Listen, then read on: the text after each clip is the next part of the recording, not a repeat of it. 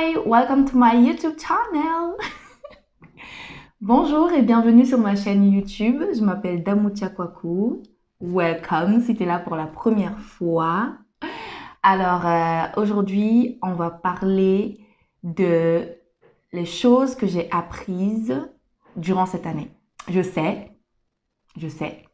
C'est pas encore la fin de l'année. Normalement, c'est à la fin de l'année qu'on fait le bilan. Gna, gna, gna, gna, gna. I know, and I know. Mais pourquoi attendre pour faire un bilan quand on peut le faire maintenant? Quand on peut s'améliorer maintenant? So, yeah, let's get into it. Alors, premier point. On va directement attaquer parce que we don't have time. So let's go. Premier point. La maîtrise de soi. C'est-à-dire, je m'explique. En fait, moi, dès que quelque chose ne va pas, je dois montrer en fait que je suis pas d'accord, quelque chose va pas. Je pas m'énerver, mais ça m'agace en fait. Je m'agace très vite et tout en mode oh mais pourquoi telle chose est comme ça, nanana et tout. Je continue d'apprendre s'il vous plaît. Donc, c'est pas parce que quelque chose ne va pas que je dois me mettre en colère, que je dois m'irriter, que how do they say that? I'm not anglophone. All hell break loose. Like, je dois vous montrer que je suis en colère. Non et tout. J'ai appris que une grande femme que j'aspire à devenir ne se met pas en colère n'importe comment. Ne s'irrite pas n'importe comment. Tu contrôles tes émotions. Une grande femme contrôle ses émotions. Elle laisse pas en fait tout le monde l'atteindre facilement en mode oh ce petit garçon là a fait quelque chose, oh quelqu'un a fait ceci, oh ceci est déplacé et directement tu te mets en colère. Non, ça c'est le comportement des enfants parce qu'une grande femme elle a la tête haute et elle montre pas ses émotions à n'importe qui. Elle laisse pas quiconque l'atteindre facilement. Tu sais qui tu es. Et quand tu sais qui tu es, quand tu sais où tu vas, et quand on te dit quelque chose, tu te dis non. J'ai pas l'énergie pour ça en fait. En fait, c'est ça. Tu perds plus ton énergie à te mettre en colère parce que il faut se le dire. Se mettre en colère, s'énerver, ça prend beaucoup d'énergie. Ça te prend beaucoup, ça te bouffe l'énergie, ton énergie. Donc, ça veut pas dire que je me mets plus en colère. C'est pas ça. C'est que maintenant, dès que quelque chose va pas, je me dis ok. Est-ce que cette chose mérite vraiment ma colère en fait? C'est à ce point. Est-ce que cette chose mérite vraiment ma colère? Est-ce que vraiment je dois mériter pour cette petite chose là en fait? Même si parfois c'est une grande chose et que parfois on a raison d'être en colère. Moi j'essaye de contrôler en tout cas. C'est pas facile hein, parce que parfois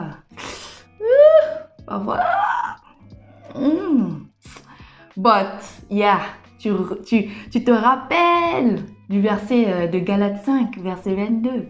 Hein? Le fruit de l'esprit. Maîtrise de soi. C'est là-dedans. Maîtrise de soi. C'est là. Tu crois pas? Allez, on va lire Galates 5. Mais le fruit de l'esprit, c'est l'amour, la joie, la paix, la patience, la bonté, la bienveillance, la foi, la douceur, la maîtrise de soi, girls, boys, man, woman, children, peu importe qui me regarde, il faut qu'on arrive à se maîtriser, contrôler nos émotions. Tu te dis, ok, now, qu'est-ce qu'on fait? Au lieu de te mettre en colère, tu te mets plus en colère, tu cherches maintenant une solution.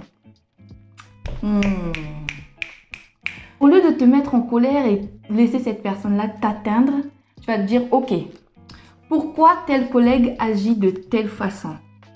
Est-ce que, en ce moment, peut-être à la maison avec la famille, est-ce que ça va? Tu vas en fait pas excuser la personne pour ce qu'il ou elle fait, mais tu vas, tu vas aller au-delà de ce qui se passe. Tu vas te mettre au-dessus de ce qui se passe. Tu vas te mettre au-dessus de la situation et tu vas l'analyser. Et ça, je pense que c'est la maturité. Hmm. Donc, premier point, c'est la maîtrise de soi. Maîtrisons-nous vivants. Deuxième point, c'est l'amour ne cherche pas son propre intérêt. Quand on parle d'amour, on pense directement au mariage, homme, femme. Mais il n'y a pas que ça. Dans l'amour, il y a tout. Dieu est amour.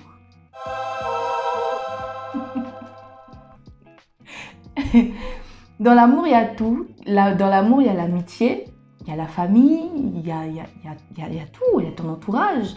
En fait, si tu aimes quelqu'un, c'est pour rendre l'autre heureux ou heureuse.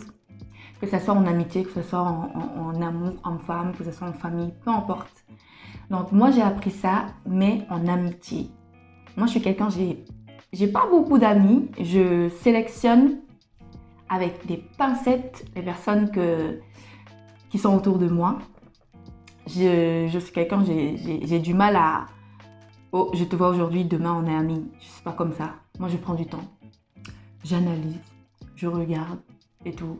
Bref, ça c'est moi. Mais j'ai appris que l'amour ne cherche pas son propre intérêt. Que si tu aimes ton ami, il faut être là, il faut le démontrer. Il faut que tu sois là en fait pour tes amis. Avoir des amis, appeler quelqu'un ami, c'est très très intime. C'est quelqu'un avec qui tu peux tout partager. C'est quelqu'un en qui tu as confiance. C'est quelqu'un, comme je disais, l'amour ne cherche pas son propre intérêt. Quand il y a quelque chose, tu es là pour la personne. La personne est là pour toi. Tu cherches le bonheur de la personne, de ton ami. Ton ami cherche ton bonheur à toi. Mais si ça ne va pas dans les deux sens, il y a problème. Problème est là. Il y a un problème du coup. Et je l'ai appris. Je suis en train de l'apprendre avec mes amis. D'être là pour elles. Girls, si vous me regardez. Ça m'a frappé en fait. I'm like, mais c'est tout. Mais c'est la définition de l'amour que j'avais déjà lu et relu. Hein? 1 Corinthiens 13 là. Encore une fois, sur le côté habitué. Parce que your girl is not married. So I don't know what it is. Ok, sorry, je comprends pas l'anglais. Okay. Ce que je disais, c'est que ta sœur n'est pas mariée. Donc, je peux pas te dire que je sais ce que c'est. L'amour ne cherche pas son propre intérêt dans un foyer, en tant que mari, en tant que femme. But for now, c'est amis que j'ai. For now, I have friends. J'ai des amis. Donc, je vais l'appliquer avec mes amis. Ok? Simple. Ah, tu vas chercher ce que tu n'as pas.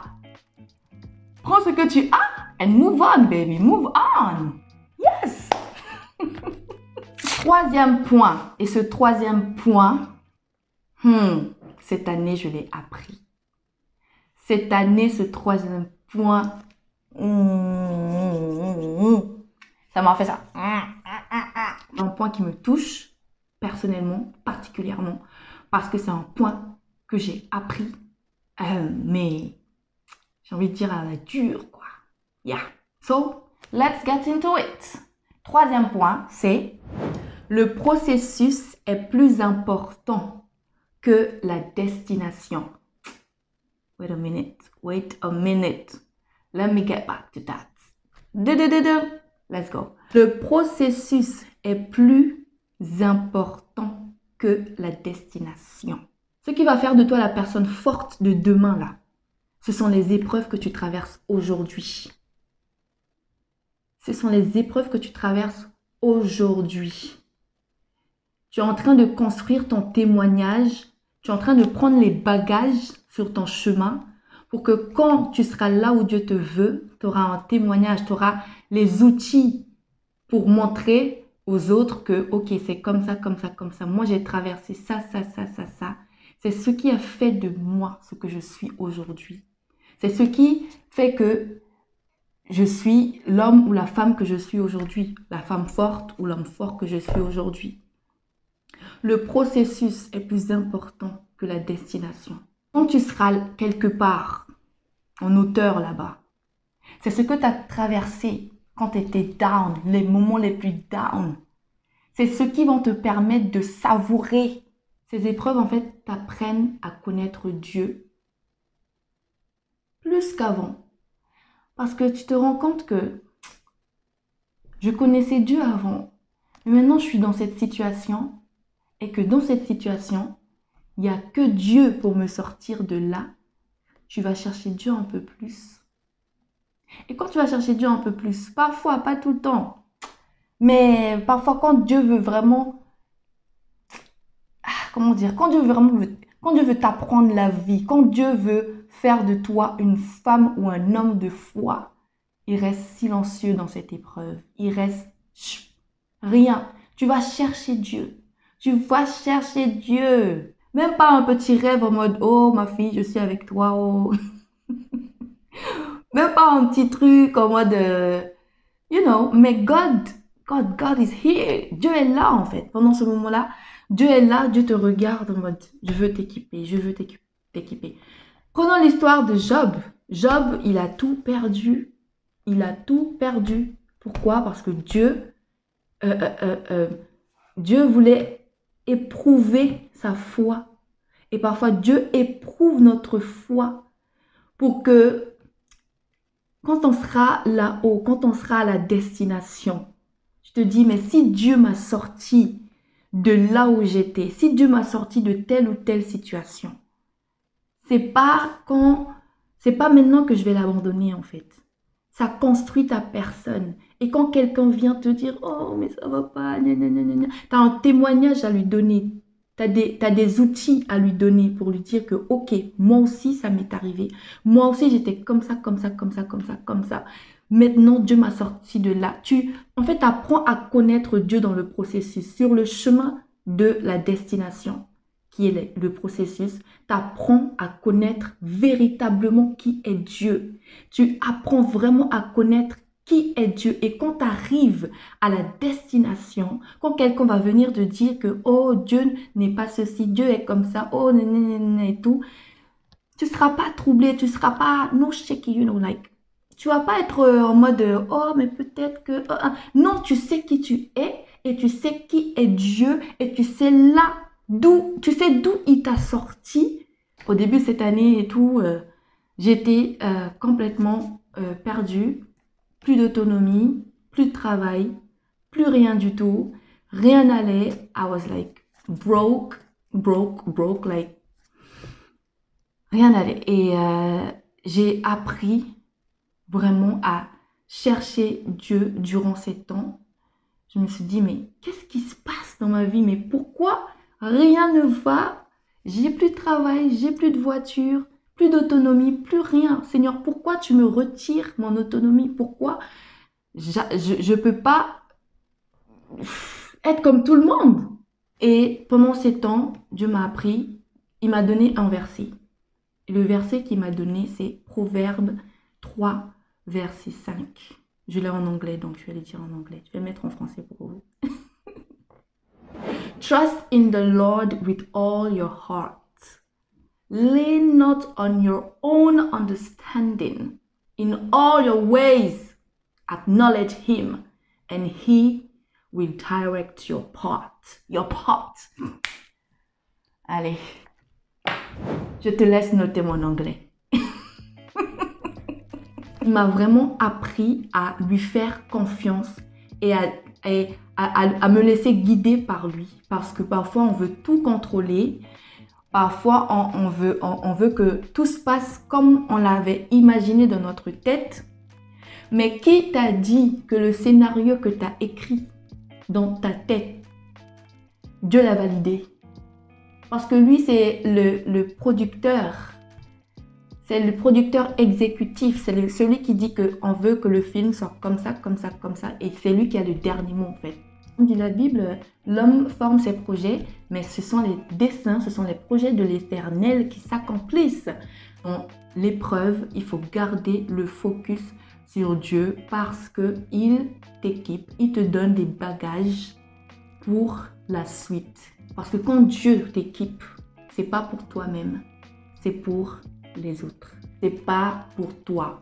C'est pour les personnes qui t'entourent, c'est pour ta famille, c'est pour ton collègue, c'est pour tes amis, c'est pour là où il t'emmène en fait, c'est pour les nations. Donc si on comprend ça, que le processus est autant important que la destination, c'est dur, c'est très dur. Personne va venir te dire que, oh, venez les épreuves. Moi, je vous attends. J'aime quand c'est difficile. Non, c'est faux et c'est faux. Mais il faut passer par là pour être équipé. Il faut passer par là pour être aiguisé. Quatrième point. Je sais que toi, tu vas te retrouver dans ce point. Ouais, on se connaît. Savoir dire la vérité au bon moment. C'est pas parce que c'est une vérité que tu dois le dire tout de suite. Je le redis. C'est pas parce que c'est la vérité que c'est maintenant que tu dois le dire. Il faut savoir dire la vérité au bon moment, mais aussi il faut savoir comment dire la vérité. Comme dit la Bible dans Proverbe 21, verset 23, une personne qui surveille toutes ses paroles se protège contre le malheur.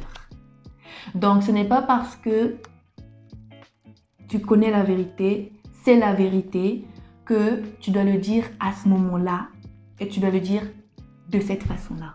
Non, tu attends, tu analyses, tu prends du recul. Ok, c'est la vérité. Maintenant, à quel moment je dois lui dire la vérité, cette vérité, et comment je vais m'y prendre. Ça, je l'ai appris, ça, je l'apprends. Tous les points là, tous les points que je viens d'énumérer là, je suis en train de les apprendre. De toute façon, sur cette chaîne, on est là pour apprendre together, grow together, you know. Donc, je suis en train d'apprendre ces points-là. Je ne suis pas venue en mode, ok, je suis la prof et je vous apprends des trucs et bref. Cinquième et dernier point, tout est grâce.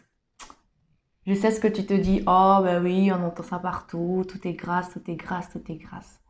C'est une chose de le savoir, de l'entendre, d'avoir entendu parler de ça, mais c'est une autre de l'expérimenter. Ta santé, c'est une grâce. Ta famille, c'est une grâce. Tout ce que tu as, si tu as une voiture, si tu as une maison, peu importe ce que tu as, ta vie tout court, c'est une grâce. Parce que tu peux travailler, mais travailler tellement dur. Si Dieu ne te fait pas grâce, tu travailles en vain. Tu vas te fatiguer pour rien. C'est pas moi qui le dis, c'est la Bible. Lisons la Bible. Psaume 127, verset 1. Si l'Éternel ne bâtit la maison, ceux qui la bâtissent travaillent en vain. Si l'Éternel ne garde la ville, celui qui la garde veille en vain. Donc tout ce que tu as, c'est parce que Dieu t'a fait grâce. Dieu t'a fait grâce de l'avoir. Donc, au lieu de se lamenter, parce qu'on a tendance à rester focus sur ce qu'on n'a pas. Oh, j'ai pas de maison. Oh, j'ai pas de ceci, j'ai pas de cela. Pendant ce temps-là, tu as une famille qui t'aime. Tu as un toit. Tu vis pas à l'extérieur. Tu n'es pas SDF. Tu es en vie, tu respires, tu es en bonne santé. Dieu nous donne tout ce qui est nécessaire en fait. Parfois, on est là, on a tendance à chercher plus. Et ce que tu as déjà, c'est même pas, j'ai pas envie de dire le peu que tu as, parce que si tu as la santé, si tu es en vie, si tu as un toit, c'est beaucoup, c'est énorme déjà. Beaucoup de personnes sont aujourd'hui à l'hôpital. Beaucoup de personnes se battent pour leur santé. Beaucoup de personnes n'ont pas ce que tu as. So be grateful. Why are you always looking for more? Be grateful. Sois reconnaissante de ce que tu as. C'est Dieu qui t'a fait grâce. Tout est grâce. C'est Dieu qui t'a fait grâce d'avoir ce que tu as aujourd'hui. Même si tu n'es pas là où tu veux être. Même si tu n'as pas tout ce que tu veux avoir. Mais sois reconnaissant et profite de là où tu es. Parce que quand cette saison va passer, ça sera passé en fait. Profite de chaque instant. Moi, c'est ce que j'ai appris, de profiter de la vie in the fullest. Profiter de la vie, mais à 1000%. Pas en mode en faisant des bêtises ou quoi. Ça, c'est pas profiter de la vie. Ça, c'est gâcher la vie. Ok? J'aime jouer et tout. J'aime rigoler. Oh, je kiffe ça. Oh, j'aime rigoler. J'aime la bonne humeur. J'aime bon mood. J'aime ça. J'aime quand l'atmosphère, c'est tranquille, quoi. On est posé, on est tranquille et tout. Oh, je kiffe le moment quand je me raconte une blague toute seule et je rigole. Que ce soit dans ma tête ou en public. Parfois, j'ai les écouteurs, je fais comme si je suis au téléphone, mais je m'arrête là parce que vous allez me prendre pour une folle. Mais c'est pour vous dire que la vie, c'est... Il faut kiffer la vie malgré les épreuves, malgré tout ce qu'on peut endurer, malgré... Il faut profiter de la vie parce que la vie est courte en fait. On ne sait pas quand est-ce qu'on va partir. Aujourd'hui même, là, on peut partir. Demain, on ne sait pas en fait. On ne se rend pas compte qu'on n'a qu'une seule vie. Que quand on part, il n'y a pas de deuxième chance en fait. C'est fini. C'est fini. Donc, profitons de la vie avec nos familles, avec nos amis, profitons de la vie. Profitons de la grâce que Dieu nous accorde d'avoir tout ce que nous avons. Si tu penses que tu as peu, moi je viens te dire que si tu es en vie, tu respires, tu es en bonne santé, ça c'est pas peu, ça c'est beaucoup, ça c'est énorme. Ça c'est énorme. Il y a quelqu'un quelque part à l'hôpital qui soupire, qui demande à Dieu, Seigneur, donne-moi la santé. Donne-moi la santé, je veux faire ceci, cela pour toi. Et toi, tu l'as sans vraiment prêter attention.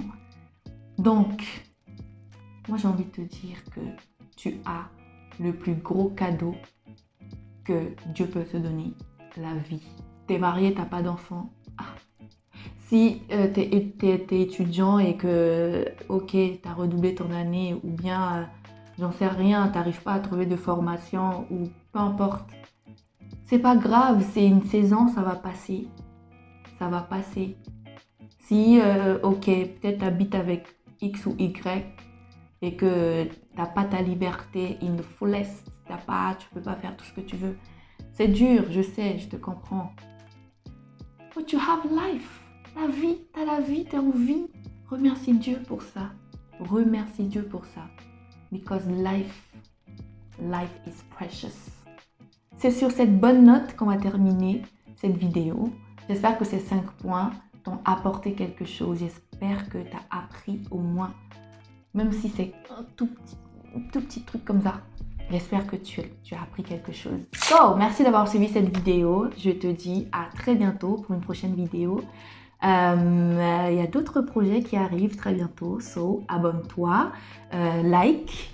N'hésite pas à me laisser en commentaire, me dire peut-être quel point t'as plus marqué, quel point il faut que tu travailles encore, peut-être, comme moi. Donc, maîtrise de soi là, on est dedans, on est ensemble. Bye, bisous.